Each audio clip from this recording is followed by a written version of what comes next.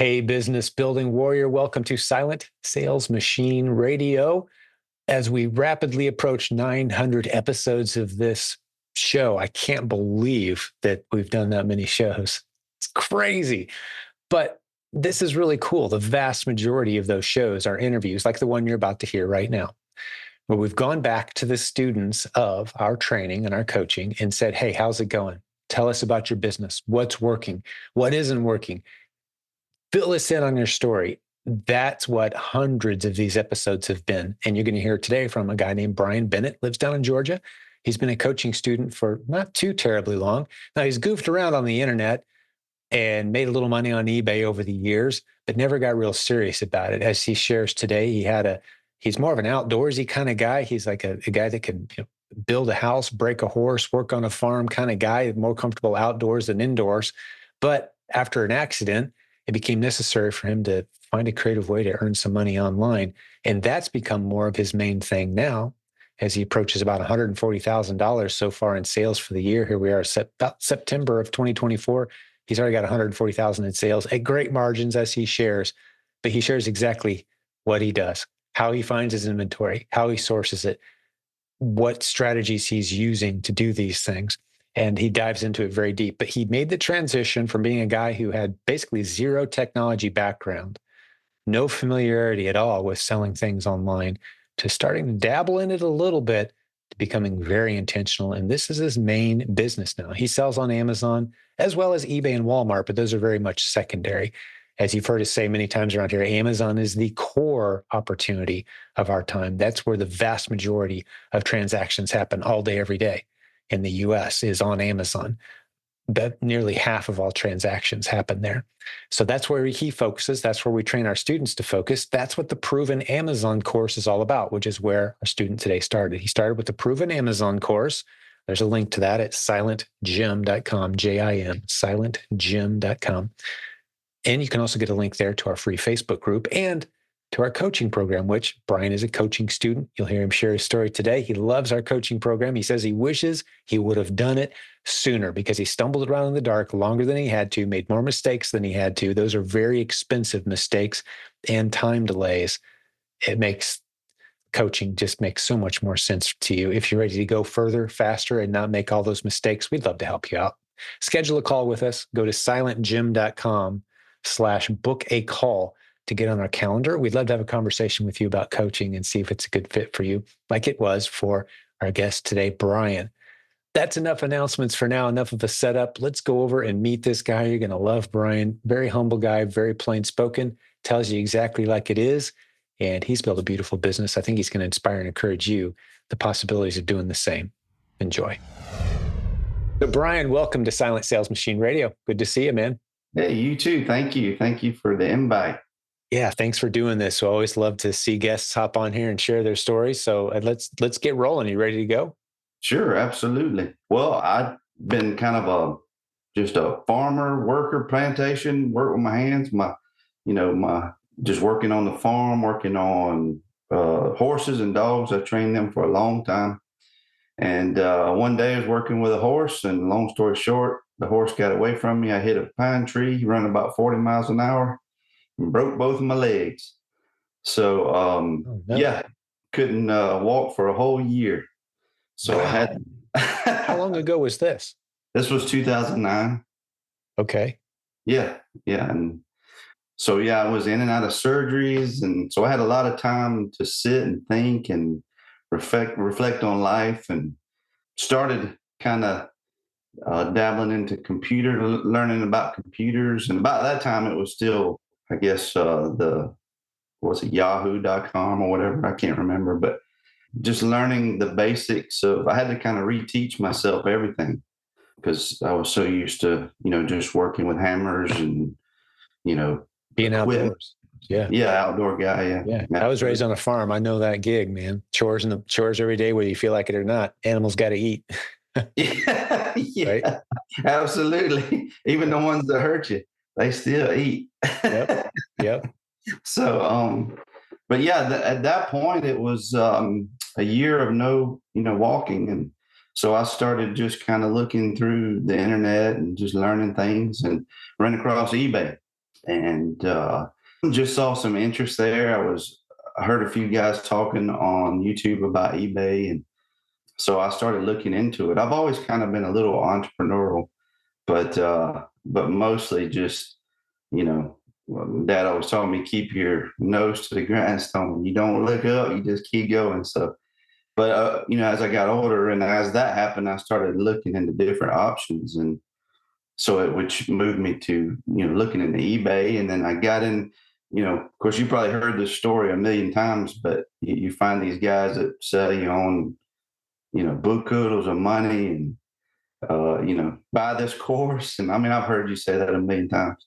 So I found a couple of those and kind of invested a little money into it, and figured that was just harsh and not working. And I know I'm kind of rambling here, but I got, a couple of people that kind of during that time kind of gave me some tips or some golden nuggets. And I started learning how to list stuff on eBay. So I had a couple of go out to the estate sales, buy all the estate sale stuff up, and bring back home and list it, and then you wait. Mm-hmm. And it was just like a long time before you get a sale. And so that was kind of my journey into the e-commerce world, was starting with eBay. I think a lot of us did. Anyone who's been doing this more than, say, 10 years, we all did eBay. And a lot of people still do. We still do. We sell on eBay every day. Sure. But it's just such a fraction of the size now compared to Amazon, which is where I know you are now as a proven Amazon course student. I mean, I know that's where that's what you got going on. I don't know your whole story, but I know that that's where we're heading. Yeah. Right. Yeah. Right. So when did you start getting into Amazon, and how'd you make that switch over?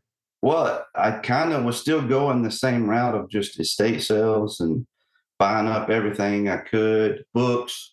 Didn't know a clue. I had no clue how to do it. I just was going to learn. I was destined to be one of those folks that could talk about it. But I learned that was easier said than done. So, but it was probably 2009 I started, or 2010 I started eBay, and then a couple years passed. I was also, once I could start walking again, I was just handyman. I'd fix anything, whatever, paint a house, I fix the house, build a house, whatever. I was doing whatever I could to make ends meet. And then in the background, I'm still doing the eBay thing, just kind of playing with it. And so somebody mentioned Amazon on some of the podcasts or the YouTubes that I was watching. And that's where it started. So I didn't even really learn. I just pulled up an Amazon account and started fooling with it, and eventually figured out how to get an Amazon store and open. I was not registered or anything like that. It wasn't a business deal. It was more like it just, playing around, just trying to testing the waters. Yeah.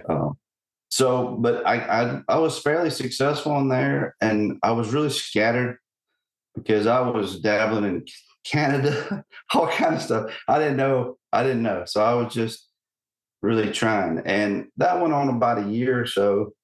And I just was like, I couldn't keep up. You go buy 2 offs here and there and try to sell them, and they sell. And then what?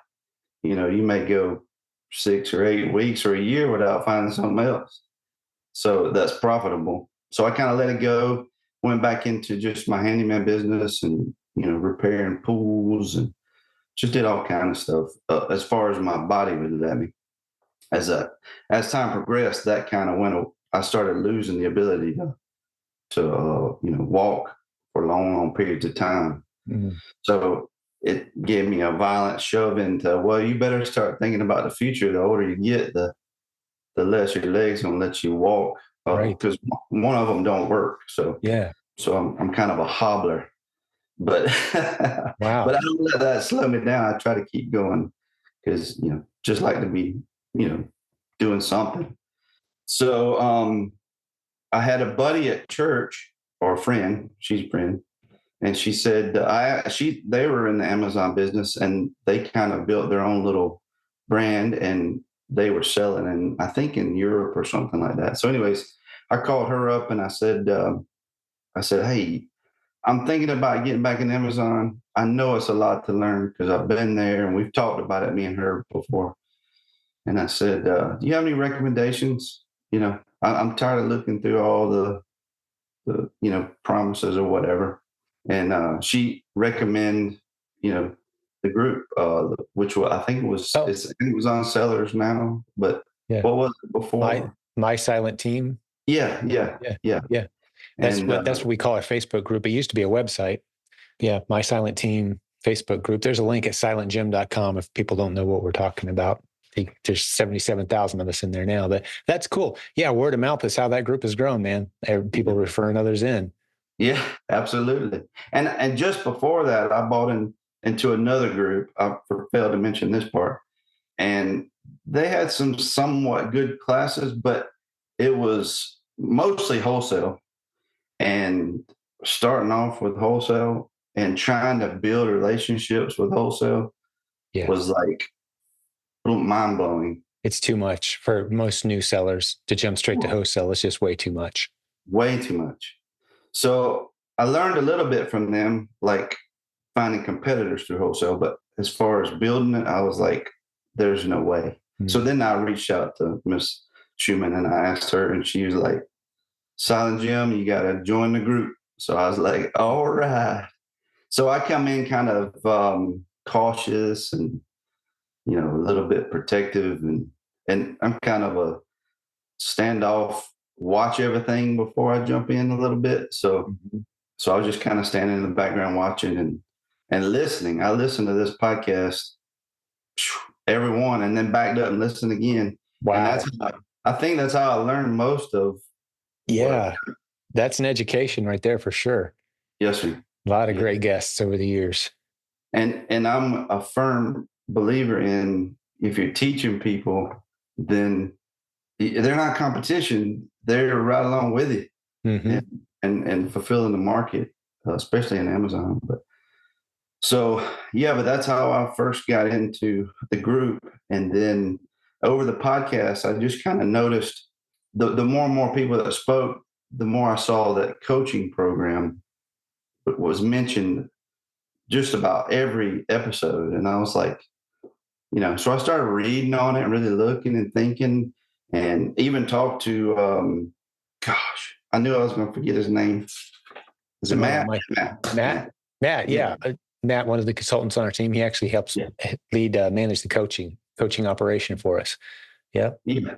Talked to him, and I'll never forget it. He said, I said, yeah, I just can't afford it right now. And he said, what you need to realize is, can you afford not to join the group? Yeah. And I went a whole year after that. So if Matt's listening, thank you, because that stuck in my head for a solid year. And yes, I should have went ahead and done it to begin with. Yeah. We hear that a lot. I wish I'd found you guys sooner. And then I wish I'd gotten into the proven Amazon course sooner. And then I wish I'd gotten a coach sooner, because it's very expensive to fumble around and try to Yeah, figure these things out and bump into walls in the dark. That adds up. Your time, the value, right, not just the value of time, but the mistakes you make. right. Those are costly, man. Yeah, absolutely. And there was a bunch of them I made from the start of even just following a group, listening to, I mean, there was probably 100 listings that I had was all generic at first, or some kind of misbranded. Yep. So that Yep. causes Two like, classic mistakes. Let me just drop a useful link right now, Brian, for for those listening. We've actually compiled a list. It's about 15 or 18 very common mistakes that, without coaching or instruction, your odds of making multiple mistakes on this list are very high. And we compiled that list at silentjim.com/mistakes. Go check it out. Yeah, it's just a podcast. It's a Facebook post sure. that you can go. I mean, there's actually a podcast episode that accompanies it as well. Just doing our best to keep people from making a disaster of their Amazon business before they seek help. Like, here's the things you shouldn't be doing, guys. Right. But a lot of people, it's because the bad information is everywhere out there. Oh, it is. Yeah, absolutely. Yeah.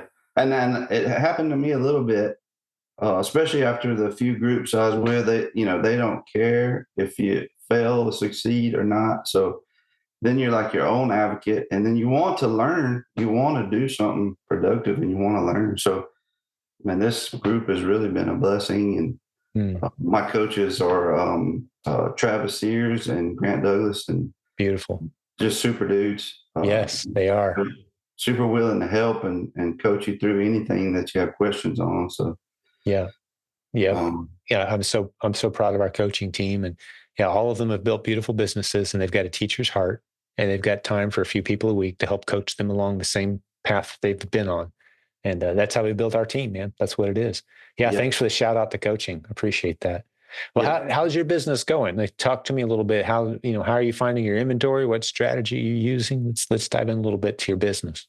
Well, I'm kind of what really got me booming was I was just looking through my pantries and my kitchen and what we use and just started typing those words in. I listened to, this was interesting for me because I only listened to, I became a member of when the Proven Amazon course, I became a member of that when it was back. We could buy in, one time fee and Yeah. you redeem Yeah. forever. So I got on that deal. And I watched the replens model and it was like, it just clicked. And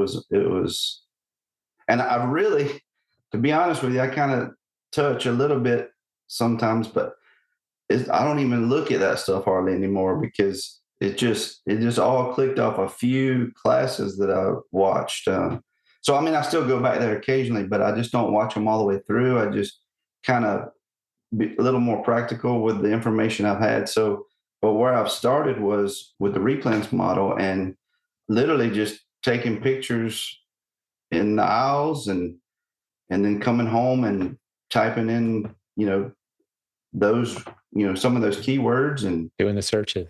and then Hey, and then I rabbit trail. okay. So you talked about bunny trailing. What do you Yeah, mean by that? or rabbit trail. A Uh, rabbit trail. Yeah. we call them bunnies when we shoot them. So Yeah, exactly. you find like one product and then or one ASIN and you move.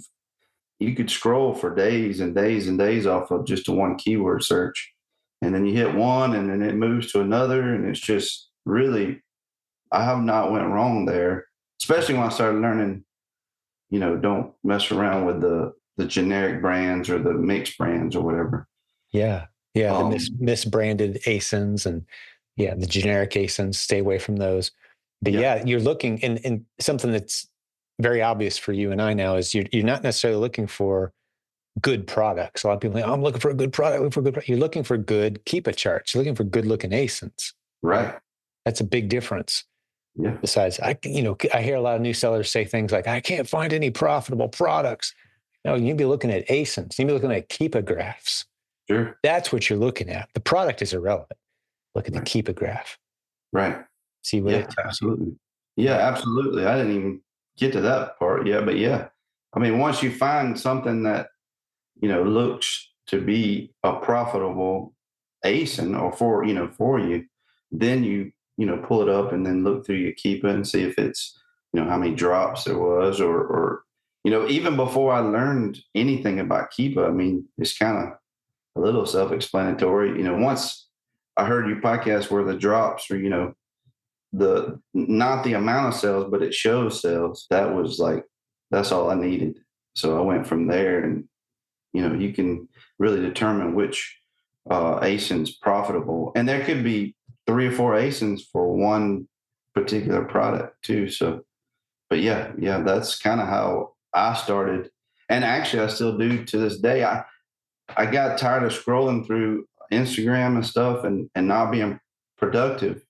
So what I do now when I scroll is I look for ads, and I can also find profitable ASINs looking through people's ads.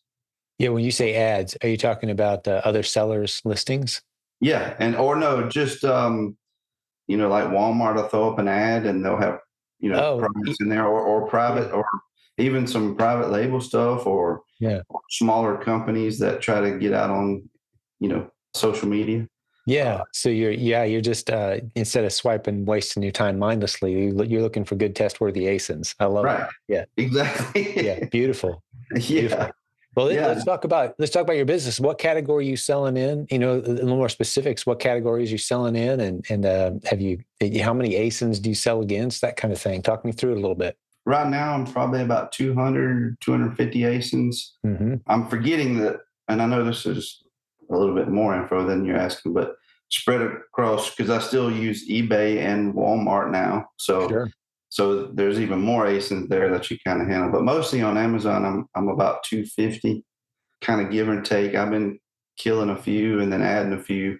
Right. Here lately, it's been I haven't added as many as I'd like because you tend to run out of funds, capital. Oh, for sure. Once you're good at this business, that is the limiting factor, is how much money you can get a hold of. Right. Yes, sir. Yep.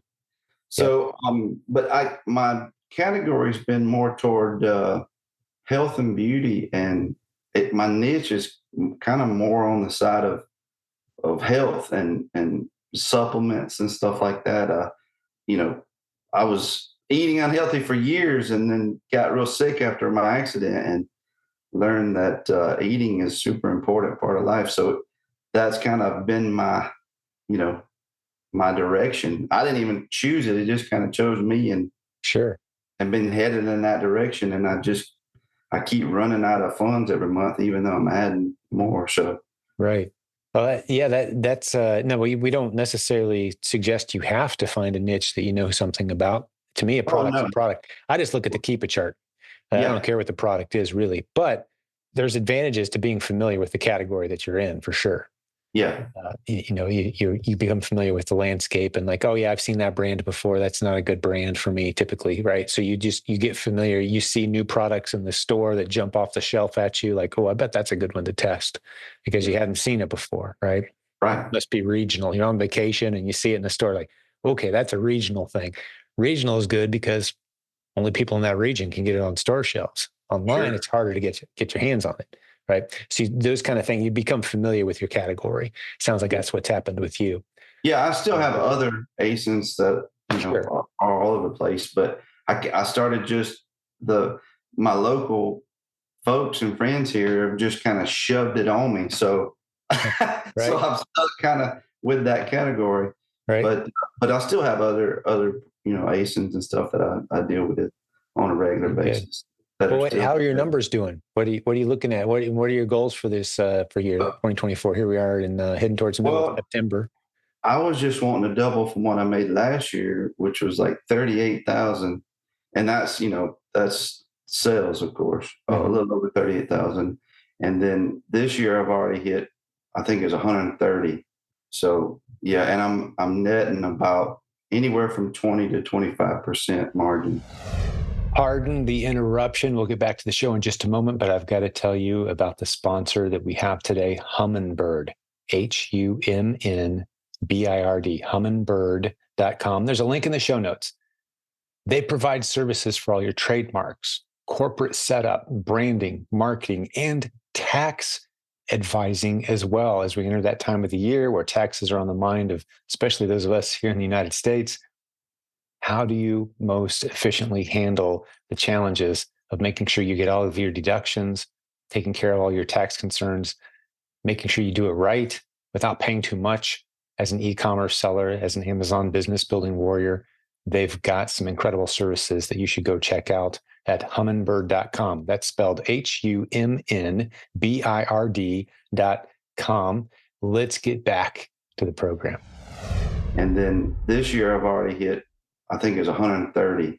So yeah, and I'm netting about anywhere from 20 to 25% margins. Beautiful. So you've Yeah. done coming up on 140 at 25% net. That's nice, dude. That's a really good gig for a guy that, I'm sure you'd much rather be out there jumping around, cutting down trees and wrangling horses but life threw you a curveball. So you adapted and adjusted. And now how much time per week are you putting into this, would you say? Well, I still have a lot of folks call me to come do pools. I do Yeah, help with some pools and sure. do a You're lot. still doing some construction work as well. So this is a side gig for you still. Well, you kind of, yeah. Well, I probably spend 40 hours a week on it. Okay. Maybe a little less, but I try to spend 40 hours a week on it. The others, the handyman stuff is still kind of, just my side gig, really. That's the side gig, and this has It's become your mo- main thing. it's Amazon, mostly, eBay, Walmart. yeah, yeah. And I just started dabbling in the Walmart about 3 months ago, and I'm already up to a couple $1,000 a month in sales. But Nice. it jumped off pretty fast. Yeah, That's a whole different category of customers, though. I can guarantee you it is. Yeah, it's a that. different animal. It's a different animal, but it's similar enough to where it's an easy add-on. Oh, sure. Sure. Yeah. And we've got a good number of people in our community. I think the link to that course is provenamazoncourse.com/Walmart. I'm pretty sure provenamazoncourse.com/Walmart. That's where our Walmart training is. But everything Amazon is all under the Proven Amazon course roof. But Yeah. it is an easy add-on for sure. And stuff that you buy that you can't sell on Amazon, it's nice to have a backup. I'll flip it to Walmart. Okay, flip it to eBay. Right. So the three do kind of gel together. We don't like to see people launch all three at the same time. If you're new, stick to Amazon. But Right. yeah, And absolutely. eBay, too, I made a suggestion to one of our group members, but I've learned that because Amazon sometimes without explanation will shut down one of your listings.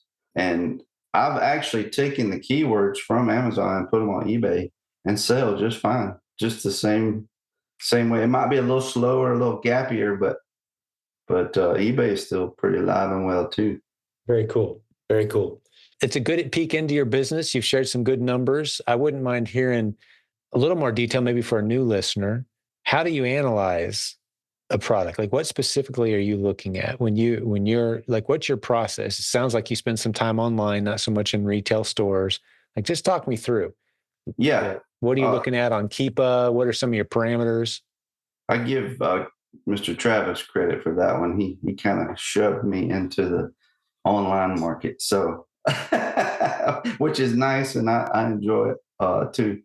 But yeah, when I still, and even today, I still tell him, I mean, I got 100 pictures on my phone that I'll just type in the search engine, on Amazon under the ad tabs button, and just look through those pictures. And once I see that ASIN, I'll pull it up on. Also have RevSeller, Mhm. and I'll pull it up on the actual Amazon page and the shopping page, and then it's gotten kind of to be pretty quick now for me. I can just type in what it would cost me, what the price is to purchase it in the RevSeller, and then it will give me kind of a rough estimate of what the margins are, what the ROI is, and then I scroll down to the bottom and just make sure that there's no super big dips on the seller side of things, and make sure that the brand's right, that matches the actual item you're purchasing, and just look at how many drops and how many, what the buy box is. Is it stable? Is it crazy? And a lot of times, even if it's crazy, and I was going to tell you this too. I forgot to mention this, but I still will test it. I'll send in one or two just to see what happens, even if I'm higher than most people. So Yeah. let me ask you this question. How many ASINs would you say you look at? How many products you look at before you find a winner typically? Oh, probably depends on the day, but I can probably find a winner within looking at a few products, few ASINs. Less than 20? Yeah, Yeah, I would roughly. I me mean, there's too. days where, and it's been a couple months, to be honest with you, since I've actually started looking again. I want to get to that point, but yeah, there's days where you might find one out of 100. Mhm. You know, what I've always done is, I learned this when I was training horses. When that sucker's stubborn, you walk away from it Take a and break. take a break, and it gets him to thinking that he's messed up or the horse is messed up, and then you come back and he acts right the second time. So You can use the tips from the farm to help you source. Yeah, when your frustration level's high, your stress level's high, yeah, take a little break, man. Give yourself a break. We spend yeah, too much time behind screens. You know, we're talking, but the part that probably got edited out, just, you need to get outside, get some fresh air, take a little break, hit a reset. Because once you're fairly proficient at this, you can find, every several per hour, really. Especially Yeah. when you start getting to some of the more advanced keepa strategies that we teach, like the advanced, the keepa product finder. Yeah. Do you ever use that? Yes, sir. That actually set me over to where I started having the issues with finding, having money to be able to buy it all. Did a little storefront stalking with, Mhm. with the Keepa. It took me a while to learn Keepa now. I ain't with the way Mr. Olson does it. It took me, this software stuff breaks my brain a little bit. So I have to, I have to Yeah. keep watching it. But with coaching, that definitely, Travis helped me really understand it better. Yeah. So it's good. For those who don't know what we're talking about, you can search Amazon's whole database. They got like 1.3 billion ASINs or something crazy. The last time we looked, take us 32 years to count them all. But you can search using Keepa and find products that meet certain criteria. Like if there's only one seller and it's the brand, I don't want to be wasting my time looking at those, right? Or Right. if there's a whole bunch of FBA sellers with a whole bunch of inventory, I don't want to be looking at those. I don't like to sell anything that costs less than, say, $12 on Amazon because it's going to be hard to make profit, even if I'm getting it for almost free, right? So you set your Right. parameters. I want products that cost more than this. I want products with fewer than this many sellers. I want products that have an upward trend on their price trajectory. Maybe, right? Or a downward trend on the number of FBA sellers. Like you can set all those and then you get your list of ASINs and you pop through those knowing they already meet your criteria. Yeah. Then you just got to go figure out where to buy them. Right. Yeah, And that's how we use Keep a Product Finder. And that's a lot of the training that's in the Proven Amazon course for new sellers as well, as getting into some of that. But yeah, like you said, it is, when people first look at Keepa, I know I was intimidated by it, all these colored lines and turn all these buttons on and off. And it looks like this complex graph of a heart monitor kind of thing. Like, I don't know, this might be over my head, but it's right. not. Once you Yeah. realize like you're using, 5% of the features of that thing to unlock tons of potential. I would have never heard about it if it wasn't for this group, It's a you powerful know, tool.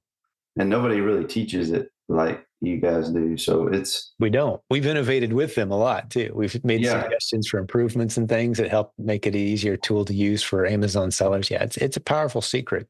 yeah, absolutely. Keepa. Yeah. I tell you, you made a mention of noticing that if that's, somebody like a brand that is selling their own product on Amazon. I'm a little bit more of a daredevil, so I've actually took the above the buy box strategy a little bit, which I hadn't even watched your video yet. I just heard you say it, but yeah, I've taken a few of the, looks like you can also find through Keepa that when you find some of these ASINs, you can find brands that are not selling very well, or they're having trouble, or they have low reviews or something. And I've actually taken a few of their products, as long as I'm allowed to sell. Most of them are registered or brand registered or whatever, but some of them aren't, and I Right. will jump on with them on the above the buy box strategy, and I had some real success with that too. And even they So start reaching out to me. you're saying you're the only other seller besides the brand, Correct. and you hop on there at a high price. Yeah, we've done that too. If you look at the drop count, look Yeah. at it's a popular ASIN, and there's only one seller on there. Yeah, some people get real nervous about IP complaints, but as long as Amazon said it's something you can sell, we tend to be a bit more, of a risk taker as well. Like, yeah, we'll jump on there. If Yeah. they send us an IP complaint from a lawyer, or whatever, like, hey, please stop selling our listing, trademark, blah blah blah. Like, all right, yeah, we'll stop. We'll move off of it. But Always yeah, tell them about brand registering when they say that. Why yeah, don't you brand register? yeah, Here's Hummingbird. yeah. That's great. You send them to us so we can help them out. That's right. Hey, that's a great insight. That's a whole gold mine of ASINs out there. There's only one seller, but it's dropping, 30, 40, 50 times a month plus whatever. And they're not charging enough. They don't have enough inventory to spread out across all Amazon's hundreds of warehouses. They just got a few units. Yeah, you send in a few FBA, price it high. Someone's going to snag that because they want fast delivery. It's a great tip. It's a whole Yeah. business model you just unpacked right there. Yeah, if Yes, they're sir. not brand registered, jump on it, man. Yep. Yes, sir. I try to talk to them, let them know this is what I'm doing, and I just want to help them. And some of them will kind of buck and say, "Well, you're competing with me." No, I'm not. I'm making double. You're making double the money. So, Yep. uh, You're and still they're buying not. your product. Yep. Yeah, yeah. So I've not had any issues so far. I've been doing that for about 3 months now. That's a little bit more wholesale side of things, It but is. And you build a relationship with brands as you do that. If you're reaching out to them, having conversations, you could become an exclusive with them. You could help them clean up their listings. You can get paid as a consultant instead of just a guy selling the product. Whole right. nother door. That's one of the modules inside the Proven Amazon course. It's called Proven Product Partnering, right? Yeah, right. Yeah. Another strategy you can tack on. And now you've got multiple income streams. Even if you're selling the product through their account, you get paid a cut. It's a good model. Yes, sir. Absolutely. Beautiful. Yes. That's been interesting to do. I was kind of excited to tell you that because you're the above the buy box guy. So Yeah, no, I always get excited about that. What I've yeah. been saying lately a lot, I've posted it in the Facebook group and I've been saying it. I've said it probably 30 times in the past month because I think it really encapsulates what we're talking about here. That today on Amazon, there's millions of shoppers who are going to pay less than they were willing to Mhm. for slower delivery than they wish they could have. Right.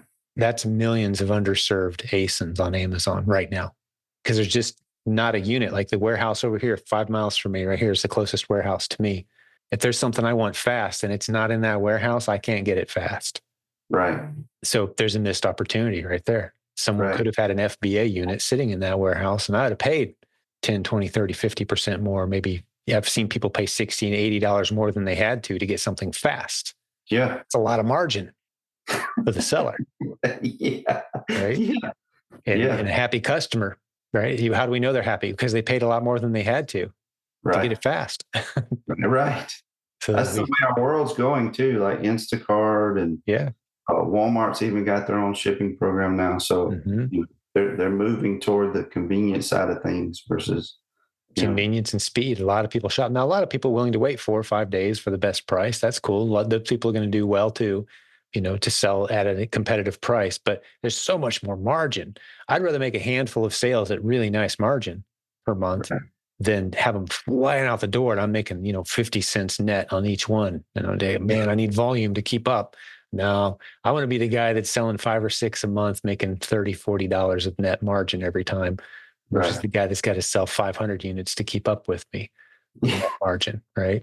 And Yeah. he's taking a bigger risk too because someone undercuts his price, he's toast. He's stuck Yeah. with units. Someone undercuts me, I got 4 or 5 units sitting out there. I'll bring them back, do something with them. Sure. So it mitigates the risk in many ways to price high on Yeah. fast moving products and just watch what happens. But typically it only works with FBA. Yeah. You'll see Oh, some merchant fulfill that where you can price high, but you're going to ship it to people who live near you, basically. right. Yeah. Absolutely. Yeah. Well, what else is on your mind, man? This has been a good interview. Good getting to know you. I bumped you around a couple times. I really appreciate your flexibility, man. But it's been a pleasure getting to know you, and I think it's really cool too, just as a personal observation that I come from the Midwest. I'm here in Central Indiana. I know a lot of guys that they're farm guys. They're wholesome.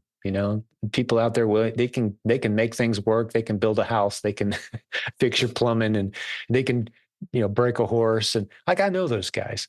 And I Yeah. love when they kind of make that leap over, not a leap necessarily, but just kind of that transition where they can now you're good on both sides.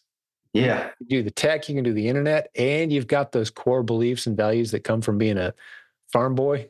Man, like that's a potent combo. And I'd like to think I'm a bit of that, although I've drifted from the farm. You can take Yeah. the boy out of the farm, you can't take the farm out of the boy, right? Like I still know what it means to get up at 5 a.m. and do an hour and a half of chores before school, right? Like I remember that feeling. I know in the winter. But that work ethic, man, and knowing how the world actually works, I think it's a potent combination Yes, to sir. have both sides. And I Yeah. even loved your analogies. Walk away from that horse, make it wonder what the problem is. Let him worry with it. Yes, Yeah, sir. that's beautiful. Absolutely. But anything else on your mind, man, as we start to land this plane on this episode? It's been good hearing from you today. Yeah, absolutely. Not too much. It is a big transition from, because I took a lot of higher, wealthier people hunting for years, quail hunting and deer hunting and stuff Hmm. like that, to this field. So, but I can tell you, if I can do it, anybody can do it. It's just I had to kind of transition from working hard physically to working hard mentally, and that's basically all this is a mental game, and you gotta put yourself around people that will encourage you Yeah. and focus. have a positive mindset, really, because it can drive you crazy at times. Yeah. Yeah. You got to be persistent. Anything worth having in life, ask anyone from the farm. Anything worth having on that farm required blood, sweat, tears, risk, work, sacrifice. It doesn't always go the way you thought, but Yeah, you put in the effort and energy and the persistence. That's what the law of the harvest is. You plant and you hope and you wait and you trust God, and then eventually, like, business is the same way. It's the same right, way. You never know when hail's going to take out a crop, or a fire, or you don't get enough rain or whatever. Same thing happens in business. But right, what I love about online business is you can test so many little things with so little effort required, and you can sure, always be learning and always gaining a new advantage, and you can take the whole thing with you in your pocket when you travel. right. It's pretty incredible. It's like a farm in your pocket. Right? Like Yeah, you're nurturing and you're watering and you're pulling the weeds, and then it turns into something beautiful. You grow your team to help it scale. right. So a lot of lessons go You have both to whip ways. the horse occasionally. Yep. Yep. That's right, man. Yes. Wow. Well, you built a beautiful business. You've got some great results rolling, and it sounds to me like you've got a teacher's heart as well. As far as I'm concerned, you're probably on a leadership trajectory around here. You certainly have the humility, and man, it's a pleasure getting to know you, man. I sometimes marvel that we've got thousands of people out there like you, Brian, that are just hardworking, doing what they got to do, building a beautiful business, come from different backgrounds, and they're making this thing work. And thanks for contributing to the community as well. Appreciate that. Yes, thank you. Thank your team. Y'all have done a wonderful job. Awesome. Well, I appreciate Wonderful. that, man. Means a lot. Means a lot. I know it's coming from your heart when you say it. Yes, All right, sir. brother. Well, I think I'm going to wrap this one up. It's been fun getting to know you, like I said, and I think the listeners are going to benefit. It always strikes me that as interesting that certain episodes will really appeal to certain people, and other people it just goes right over their head, and it's like, I don't understand that guy, but this guy I like, right? I think you're going to be one of those I this hope guy so. I like kind of guys, man, because you're very relatable, very plain spoken, and you're not trying to embellish anything. You just say, "Here's my story. Here's what happened," and you're doing great. And Hey, I'm sorry to cut you off. I just wanted to tell, I didn't know this about business, and surely somebody can hear this and relate, but when you're getting credit cards to leverage the money in business, start, because I didn't. I made the mistake of starting with personal credit. Apply for business credit cards first. I've been waiting to tell somebody that for a while, so sorry. No, that's good. That's a good tip. What benefit have you realized from having because you've got your separate business credit score now, right? Yeah. Well, I started with personal credit, and then when I figured out I needed business credit, I got less. So I have more cards to fool with versus if you start with business credit, take your new business and apply for a business credit card under your EIN, then you will get more funds than you would if you had a bunch of cards up front. So Yeah. of course, depending on your credit card, but I mean your credit score, Score. but Yeah. Yeah. Yeah. Not a bad tip. Do you use any point cards? oh yes, sir. Also, all I do. Yeah. And You can get a lot of points racked up that way, can't you? My wife and I are hey, traveling this here in a couple of days, and we're going to use all points for the whole thing. The plane, the hotel, everything covered in points. I think it's going to cost like $100 out of pocket to take 4 days and just get away on a nice trip. that's It's a awesome. business trip too, but yeah, yeah, love it. Yeah, That's awesome. if you're buying all that inventory, you rack up the points, don't you? Yes, sir. That's right. Awesome. Well, Yeah. good tip. I'm Good on tip to stuff. end it with. It's just another side benefit of having this multiple streams of income using the internet creatively and rocking it on Amazon. It's a pleasure to have you as a student, Brian. Thank you. Thank you. For the listeners today who hung out with us, I just want to take this moment to remind you that we have hundreds of interviews with students of the Proven Amazon course, our coaching program. If you want to listen to those, just scroll back in time. Brian's the latest episode as we approach. Man, we're coming up on 900 episodes. Blows my mind that we had this many. I never knew that we'd go this long with this thing, but it just kept growing, and you keep sharing it with other people as a listener. And we're so grateful for that. So keep spreading the word. Send your friends to silentjim.com if they want to hear real stories of real people building beautiful businesses on Amazon and using e-commerce in general. That's what we do here. So reach out to us. The one last thing I'll tell you before we drop off here, if you want to have a conversation with our team, like Brian mentioned, you talk with Matt on our team, schedule a call. Go to silentjim.com/book a call, all one word. Grab a slot. Let's have a conversation. Let's just get to know you, hear what you're up to, hear what you're trying to do in business, see if there's a way that we can help you get where you're trying to go. We'd love to give you a good push in the right direction, give you some resources, talk to you about what we do around here. But let's wrap this one up. Brian, once again, great job, man. God bless you, my friend. You too. Thank you. And to all the listeners, we'll have another great episode for you very soon. Thanks for joining us today. Hey, thanks for hanging out with us today. I hope you enjoyed the episode. Before I let you go, one last reminder, humminbird.com, today's sponsor for all your trademarks, corporate setup, branding, marketing needs, and yes, tax services as an Amazon e-commerce seller. Book a schedule appointment with them today to take care of all those paperwork things that you don't want to have to mess with. They're really good at it. They'll take good care of you. Tell them I sent you. Humminbird.com, HUMNBIRD.com. Thanks for being a sponsor of this program. Hey, we'll see you next time.